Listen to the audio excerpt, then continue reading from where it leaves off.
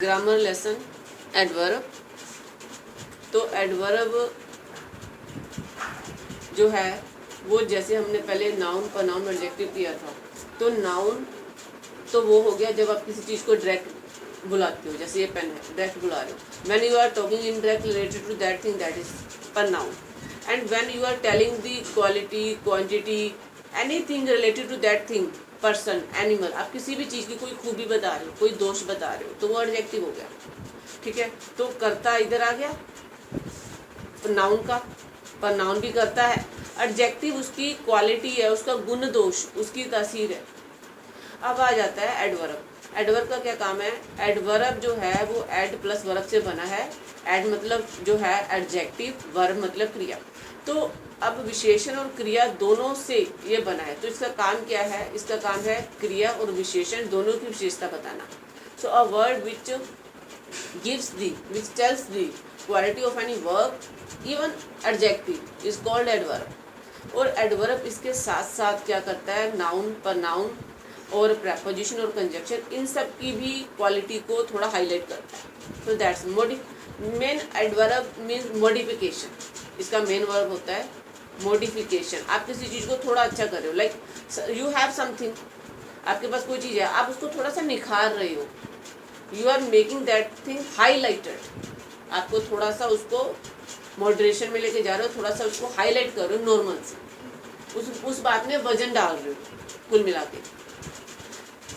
Then ये आ गया इसका एडवर्ब कहाँ पे लाइन में लगेगा? Subject adjective verb object. तो ये सब्जेक्ट की जगह पे भी आगे या पीछे आ सकता है, वर्ब की जगह पे भी आगे या पीछे आ सकता है, ऑब्जेक्ट की जगह पे आगे या पीछे, और एचवी की जगह पे भी आगे या पीछे। इट मीन्स सिंगल सेंटेंस में ये 8 जगह पे कहीं पे भी आ सकता है।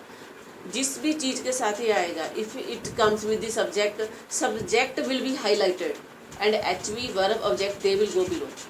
If it comes with HV, then HV will be highlighted and rest of the sentence line would be in below way. Then if it comes with verb or object, depends. Now in any sentence we can use it. तो जब आप इसको किसी भी pattern से लिख रहे हो, जैसे आप कहते हो ही इज़ बिजी, तो ये तो सिंपल हो गया, ही इज़ बिजी। अब बिजी है या फ्री है, ये तो एडजेक्टिव हो गया। तो एडजेक्टिव के पहले आपने जैसे लगा दिया ही इज़ टू बिजी, या फिर आपने लगा दिया ही इज़ वेरी बिजी, तो अभी एचवी के बाद आया, लेकिन एडजेक्टिव से पहले आया।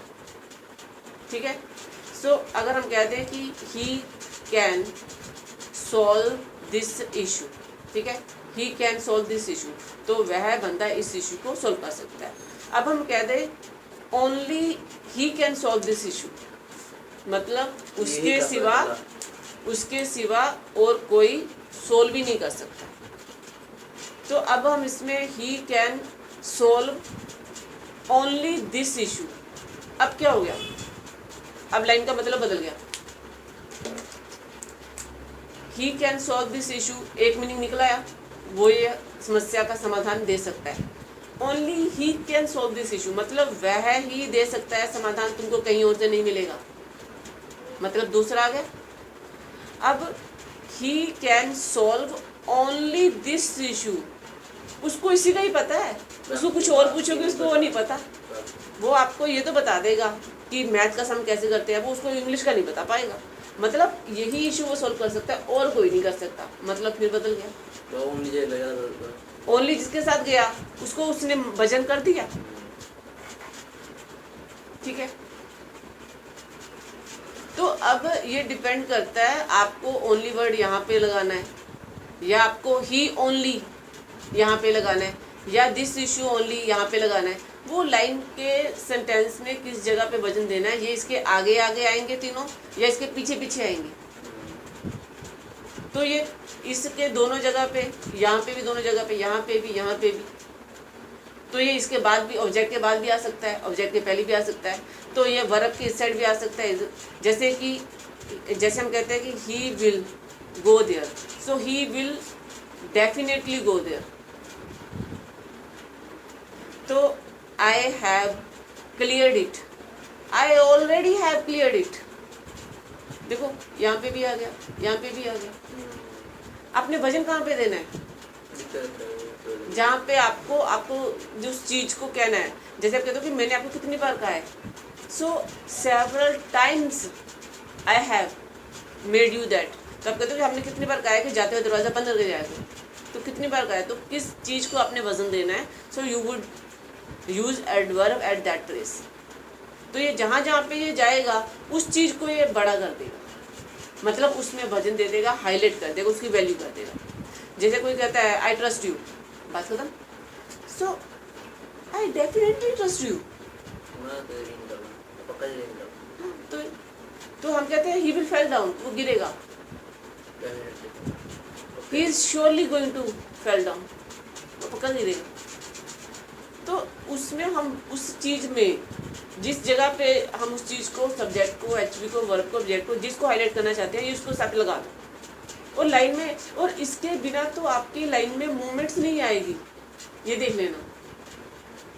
आई गो देयर, ठीक है, I go there daily, only I go there daily, I go there only, और किधर नहीं जाता। तो देखो लाइन ना, आप सीधी सी देखो, लाइन सीधी है, स्ट्रेट है।